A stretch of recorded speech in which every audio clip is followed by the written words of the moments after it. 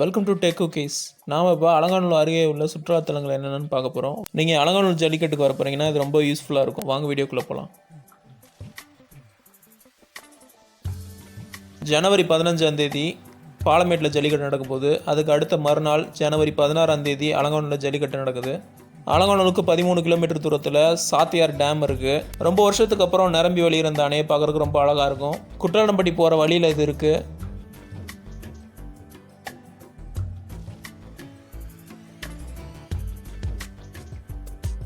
குற்றாலம்பட்டி அருவி பராமரிப்பு பணிகளுக்காக மூடி வச்சுருந்தாலும் இதோட சுவையான அருவி தண்ணியில் குளிக்கவும் குடிக்கவும் இங்கே வரலாம். இந்த இடமே பார்க்க ரம்மியமாக இருக்குது.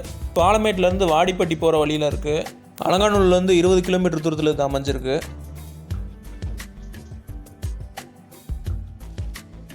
பாலமேட்டுக்கு அடுத்து டீமேட்டுப்பட்டியிலேருந்து குற்றாலம்பட்டி அருவி போகிற வழி இயற்கை காட்சிகளோட பார்க்குறதுக்கு ரொம்ப அமைதியாக ரொம்ப அழகாக இருக்கும்.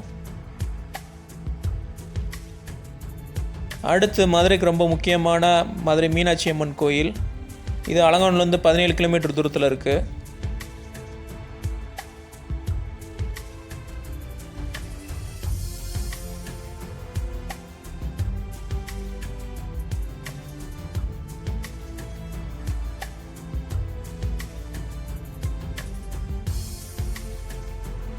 அடுத்து அலங்காநல்லூர்லேருந்து 17 கிலோமீட்டர் தூரத்தில் அழகர் கோயில் இருக்குது. இதையும் கண்டிப்பாக நீங்கள் பார்க்கணும்.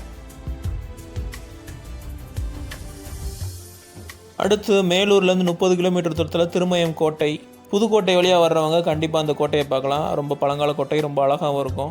மதுரைக்கு வர்றதுக்கு மேலூர் மெயின் வழி அப்படின்றதுனால இந்த கோட்டையை சொல்கிறேன். அலங்காநல்லூர் இது கொஞ்சம் தூரம் தான்.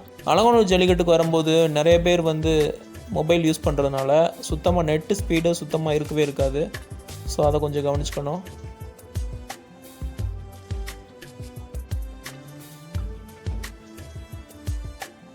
அலங்காநல்லூர் சுற்றியுள்ள பகுதியிலேருந்து டிசம்பர் மாதத்துலேருந்தே விட்டு விட்டு மழை பெஞ்சிக்கிட்டே இருக்குது. ஸோ அதுக்கான ப்ரிகாஷன்ஸ் எடுத்துக்கிறணும். வாடிப்பட்டி வழியிலேருந்து வர்றவங்கள எப்பயும் ஜல்லிக்கட்டு நேரத்தில் கடுமையான வெயில் இருக்கும். இந்த தடவை மழையோட ஜல்லிக்கட்டை நம்ம பார்க்க போகிறோம்.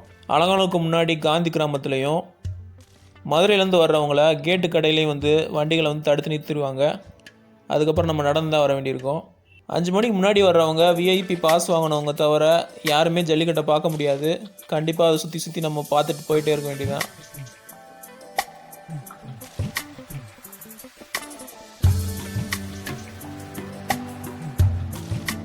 இந்த வீடியோ உங்களுக்கு பிடிச்சிருச்சுன்னா அந்த வீடியோக்கு லைக் கொடுங்க. அதை உங்கள் ஃப்ரெண்ட்ஸோட ஷேர் பண்ணுங்கள். ஏதாவது சந்தேகம் இருந்துச்சுன்னா கீழே கமெண்ட்டில் கேளுங்க. எல்லாத்துக்கும் மேலே டெக் சேனலை சப்ஸ்கிரைப் பண்ணுங்கள். தேங்க்ஸ் ஃபார் வாட்சிங்.